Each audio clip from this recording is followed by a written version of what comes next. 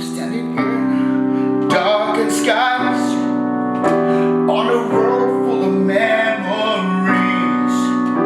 Only you can see what's true about my hopes and all my dreams. Ain't how I thought. Lord, you're all that I got and all I could ever need.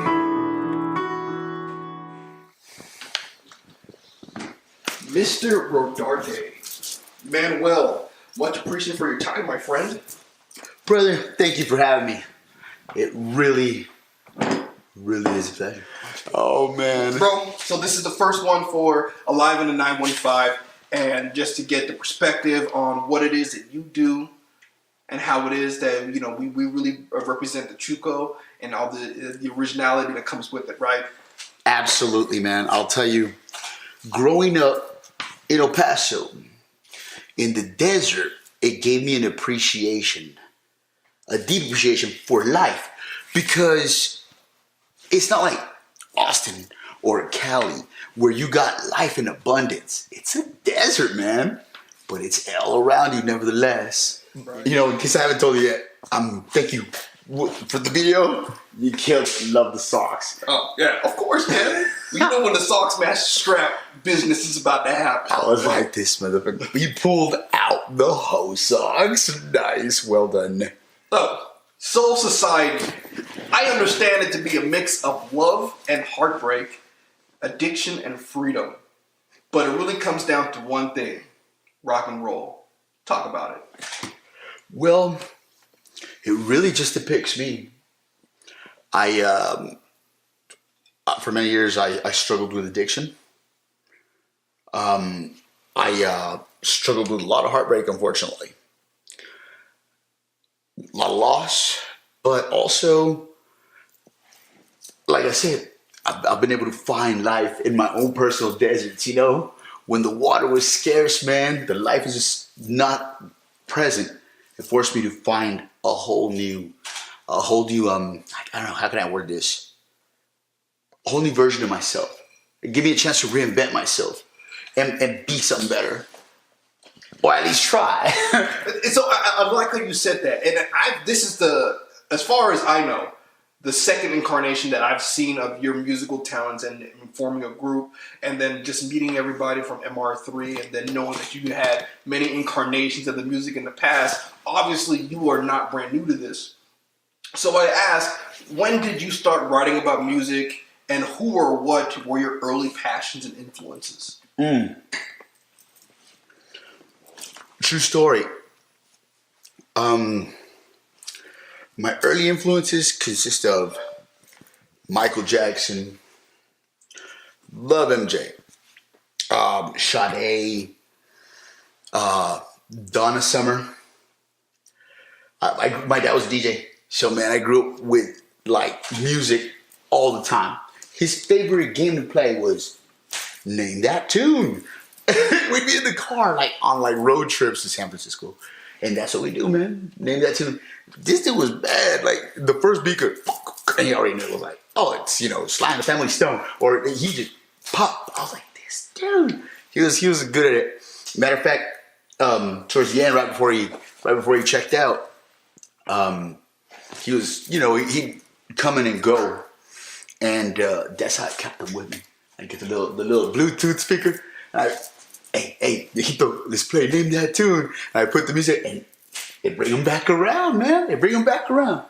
You know? Yeah, and music has always had a great way of remembering, bringing back memories. Like some people have a sense of smell that reminds them of a memory. Other people have a taste, or they'll see something or experience something. So it's nice to know that music for you has been more than just you playing it. It's been an integral part of your life, to a relationship with your pops up until the day he passed away. So to have that kind of reconnaissance to bring it back is always cool.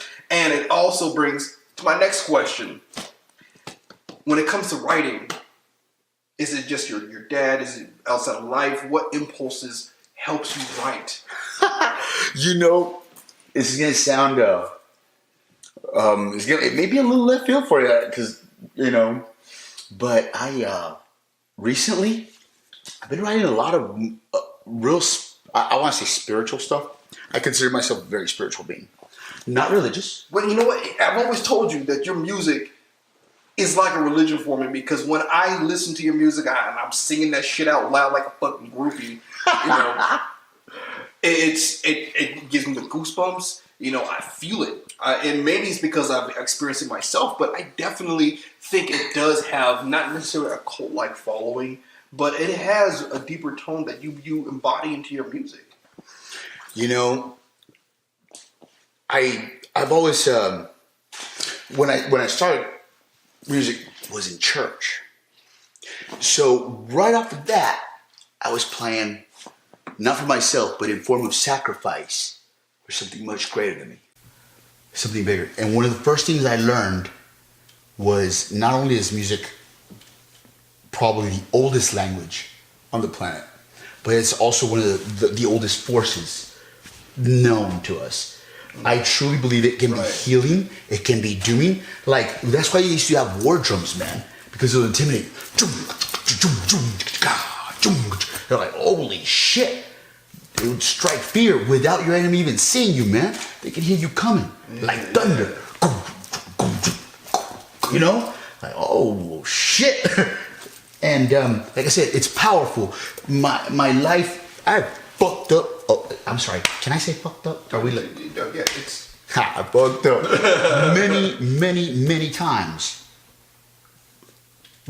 and I turned those into. They became lessons. You know, that's all you can do, really. Shit, you fucked up already. Might as well take the lesson from it. Might as well. Those lessons, as I got older, got a little wiser, I turned them into weapons. And now, it's what I stand on, and it's what I use on the daily to navigate. So would you say that's how you choose when you start writing a new song, you pick from those moments and use that as your muse? Or do you already have an idea of where you want to go, and then whether or not you're using life experience or it's just words on a paper, like how do you know when you're working on something new? You know, and I swear to God, I'm not trying to sound like some stuck-up asshole. But but the truth is, right now I'm working on about like 5 or 6 songs all at the same time, and I wait for when the feeling's right. For some reason, right out the shower, I've been playing this worship tune recently. And the song I wrote the lyrics to it back in 1993. It's called Destiny. It's one of the first songs I wrote, man. And you know, like I said, I started off in the church. So it's a worship song. And one time I was in here and I just poured my heart out. Real shit. I just let it flow. And you know, my little one, him and his sister got back. Him and Ad, and they're like, Dad, you okay? I'm like, oh yeah. Well, it's cleansing. But so then on that same topic, when you're saying you got 5 songs you're writing, and even to the part where you're having these deep down moments where you're experiencing, you know, such a revelation, right? Does this spark other projects? Because I know you said, like, you know, you're working on having the music videos. Your Soul Society is not a band, it's a collective, right? And you're already saying you're working on animations. You want to promote other artists. What other projects would you say that you are involved in that you in turn involve other people with? Oh, the last thing I did was called MR3. Not because believe it or not, my manager and the production team chose that. I've always been a believer of, like, it's not about me. It's so about that didn't us. stand for Manuel Rodarte III? And I was like, ugh. I felt very centered, like, oh, look at me, you know? And it was cool. It was cool. But I guess, for lack of better words, it wasn't quite my cup of tea. I felt like I wasn't able to really be me. I felt like I wanted to get an electric guitar and just rock out with me cock out, right? As opposed to like, no, bro, like, do it like this. I don't want to do it like that. Grab her, smack down, you know? Mm-hmm. There's times for tenderness and times for horse fuckings. I couldn't have said it better myself, my friend. Touche. So then, how do you loop in other people with these projects? Because MR3 was a project behind its own. I know you had a group, the Sect, prior to. Now you're working with Soul Society, and you just collaborated with so many different people that showed up that day to be a part of it. How many other people do you collaborate, and are you using your platform to help others along the way, or is this just whoever wants to get on, join on, get off when you can? Absolutely. The Soul Society, the way I see it, it's the other side of the coin. Growing up in El Paso, the music scene, one thing I saw a lot of hate, man.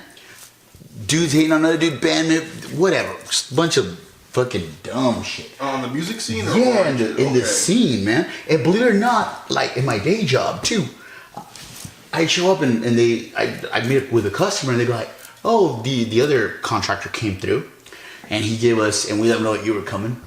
And wow, that guy does not like you. And sometimes just to be a cup of fresh water or a breath of fresh air to my customers, to my clients, you know, I would actually speak really, really well of my, you know. Your competitors? Competitors, thank you.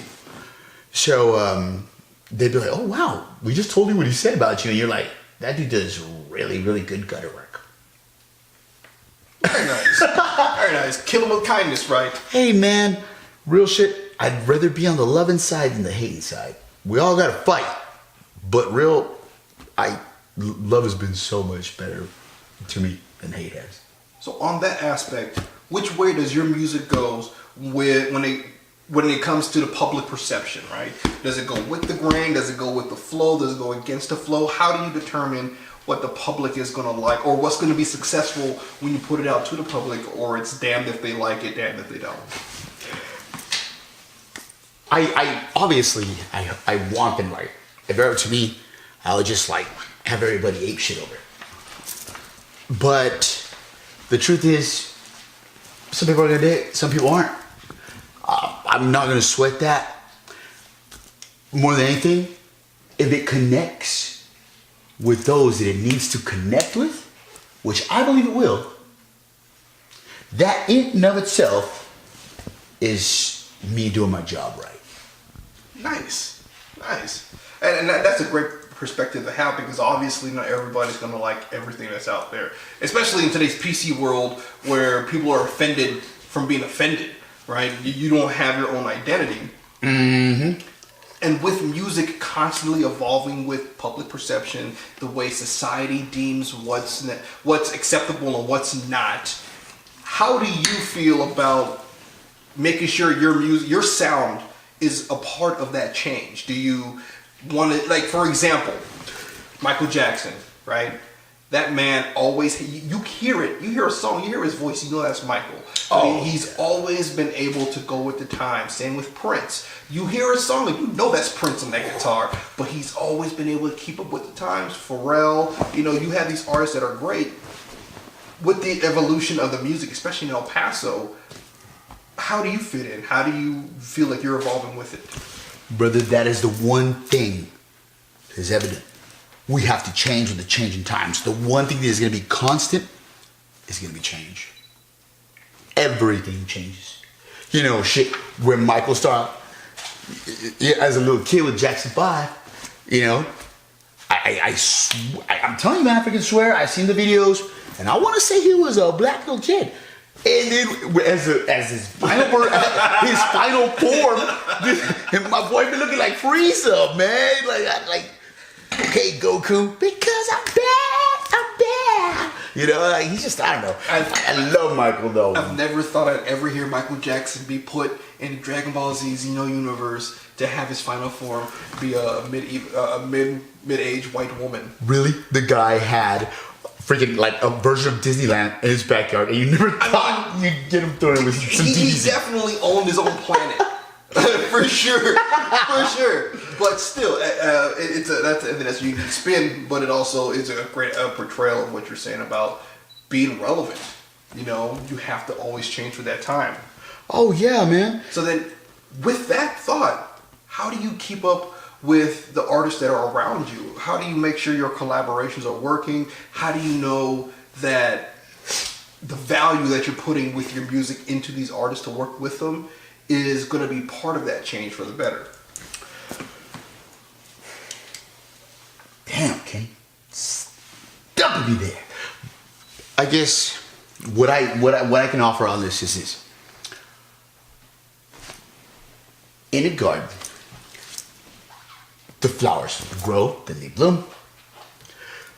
Flower A doesn't look at flower B to bloom. It just blooms.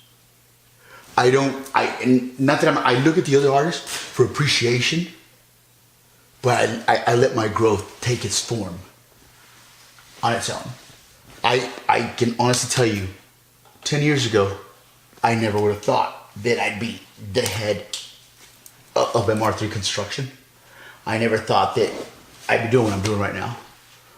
Nevertheless, I'm grateful every minute and with every breath that this is where my road has led me. Not because I made the right choices, but because I kept on keeping on. Kept on keeping on. I mean, shit, I say Spanish. No hay otra sopa. There ain't no other dish. That's what we're serving, man. So you had said something when working with Elliot this past Monday for the song. Yeah. You know, could you elaborate a little bit on that? I definitely want to put words in your mouth, but I like the messages you're putting and the reason why you were working with her. You know, first of all, when it comes to the beautiful and very talented Elia Esparza, it's been a complete pleasure working with her. She creeped me out the first time that I met with her.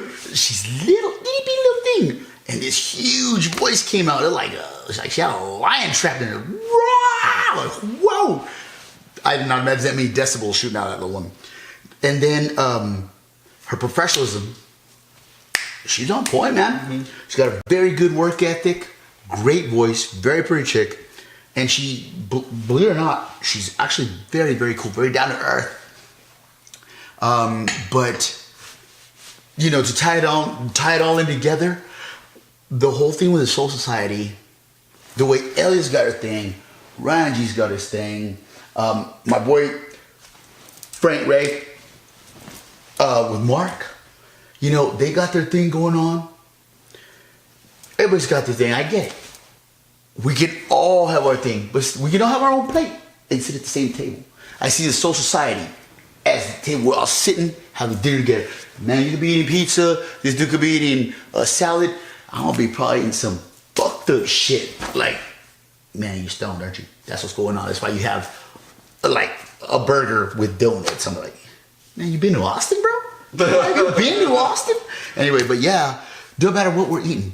The fact is, we're all sitting at the same table, talking, having a good time. So you just said something that I find very interesting, that everybody can eat at the table and Soul Society is the table. Is that an open invitation for other artists to reach out to be a part of the project? It is. Okay. It is. Soul Society is not just a musical project. My daughter, for instance, she's heavily into theater. I was in theater as you know, when I was younger. I would love to have, my goal, singers, actors, models, anything art, painters. I feel like the many lessons taught me one good thing. One good thing is if we stand together, we're gonna have a better chance of getting through this. We have a better chance at putting El Paso on the map. Not just for Chicos, not just for Khalid. No, I love Khalid. Just everybody knows, I love you, bro. But nevertheless, I want to be known for more than that. I want the world to know who Elliot is. I want the world to know who Ryan G is. man, every time I see Mark and Frank doing the thing, I'm like, yeah, it fills me with pride. Like, the boys out there working their ass off. They're getting it, man. I want to be a part of that too. We're all just, the way I see it, we're all just the boys from the South, man. Yeah, nice. So then where do you feel your obligation lies most? Is it to the fans? Is it to the artist? Or is it to yourself? Honestly, I can tell you that all my obligations tie to one thing. And it's to those who never left my side. Because where I found my strength wasn't in doing it for me. It wasn't in doing it for God or for some other purpose. What gave me the strength to be like, you know what? I'll get up again, dust myself off, and I'm gonna keep on moving. The pendulum, man, it's just swinging. Pendulum swings, yes sir. And what kept me swinging, what kept me moving, was ultimately that. If this little one cares that much about me, then at least I fucking know him that much, man. If my little ones still believe me, that's all I need right there. And that was the spark. That was spark. Cut this motherfucker on fire. So I'm gonna hit you with a doozy. Okay? Wait a minute. Like, doozy or doozy? I'm sorry. Both? Yo, camera's running, man. No, just look at the eyes.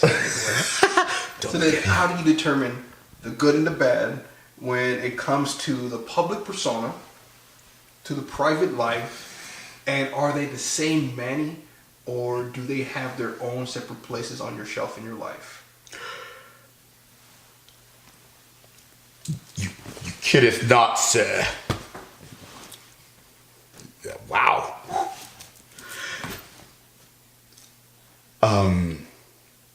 To me, each version, as I've grown, I can scroll back to the versions, and you'll see them in the videos to come. I'm gonna play different parts of my life. The reason it's a collective, the first album, it's gonna be about 21 songs. It's about 3 parts. It'll be a hell of a ton of videos. And a lot of it all ties into the story. And what it comes down to is I wear the mask. Like Ichigo status, man. Real quick. If I would, like, for instance, right now, this isn't dad voice. You know, when I'm like, boy, do your homework. And then you can get gaming. And 5 minutes later, I hear a little rager getting it on. And I'm like, oh, shit, you'll see dad mode come out right quick. You know? Same goes for my daughter. Yeah, you know, she's in her 20s. We're friends. But, bro, I'm dad first. Sometimes I see her, I'm like, what the hell? Are you missing clothes, young lady? Is that what's going on? I can't help it. Sometimes I have to put the mask on. For instance, I'm going to go to work. And to me, it's some little thing. Something I fix like that. You know, okay, I'm sorry, you know. I'll take care of it. Got it. One of my pitters got a quarter-sized drop of paint on somebody's whatever. Like, got you. It's a little piece of concrete. Got you. Power wash it. No, for me, I know. I've been doing it for 17 years. But to the customer, it's a real big deal. And I don't want to come in there and seem insensitive, like, dude, stop tripping. I'm like, oh my God, I will never let go, Jack. I will never let... Boom. And immediately drowns that dude like this board is mine. This double-sided door is me all the way. I need leg room. You get no door. No. But I have to, like, let them know I care about it as much as they do. Because I've been on both sides of the counter. With my kids, I try to see it from their perspective. With my ex, or exes, rather. You should catch the show, The Real Ex-Wives of MR3. Look it up. But yeah, no, they're both very different. They're both, it's crazy. And with one, I have to like morph into this, and with the other, I have to morph into the other. Because if I'm like this, one of them like, you crazy. And the other one was just like, let's party! You know, so I gotta keep it together, man. You know, you don't go to court the same way you go to jam. Right. You gotta throw on the suit. The hoe sucks. The hoe chonies. Yeah. Well, my friend, I appreciate the time that you've put down. We're definitely going to have to do this again so we can get to know you even more. Definitely get to know your inspirations. I definitely want to pick your brain on how anime plays a big part in your life. Talk about the tattoos and all the women of influence of your music. Woo! But as we wrap this up, man, anybody you want to give shouts out to? Yes. Obviously, to my beautiful exes. We have a love-hate relationship. I love them, they hate me even. I love you. Mi mamá, que me está viendo en la televisión. My mom. Obviously, my sister. Believe it or not, Sarah has always been there, man. She, like, on my worst times, like, hey, you know what you need? I'm like, what? She's like, to pick up your guitar. Or an ass whooping. And she's like 4'1". Like, or an ass whooping. It's just, it's like hilarious, really. But she's got a good heart. Always look out for me. I think I'm pretty sure those who know me already know this, but I want to make my life's work. I'm hoping that somewhere out there, the old man can see it from the other side and be like, this son of a bitch finally got it together. Yeah, we all seen Coco. What screen can? If people want to check out your music, where can they go do that at? What was that? I'm sorry? Where can people go check out your music? Man, also I've been told, sir, that I'm on every platform. I should be on, if there's a PlayStation Music, I should be on it. And if not, somebody's not doing the job. Is it under Manuel Rodarte or the Soul Society? Soul Society. You can find our website, soulsocietymusic.com. You could find us on YouTube, Soul Society Reside. That's the first video. Look for the second video. It's Just Blame Me. Just Blame Me. And they're going to keep on flooding out. So we're Spotify, Apple Music, all that good stuff. All right, cool. Should be on there. Appreciate you joining us for a live in the 915 and letting everybody know what's going on with Chuco, my brother. Always good hearing from you. I hope to have you back on again.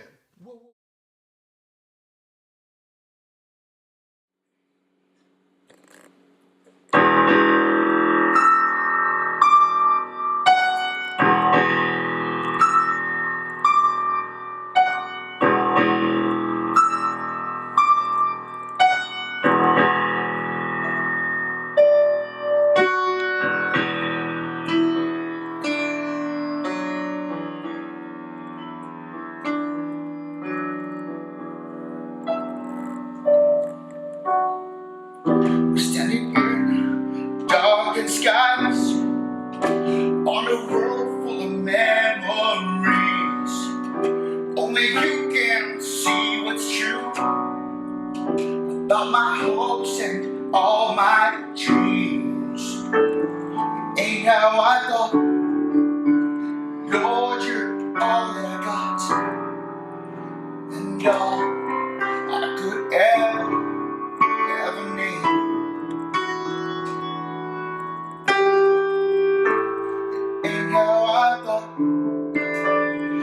Lord, you're all that I got and could ever need.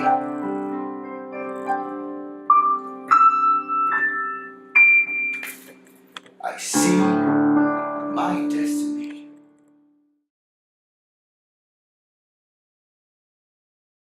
Okay. Anti-hero by day. Anti-hero by night. Get your ass. No. I don't bite. I just chew real hard. Right. So it made me, made me think a little deeper, love a little rough.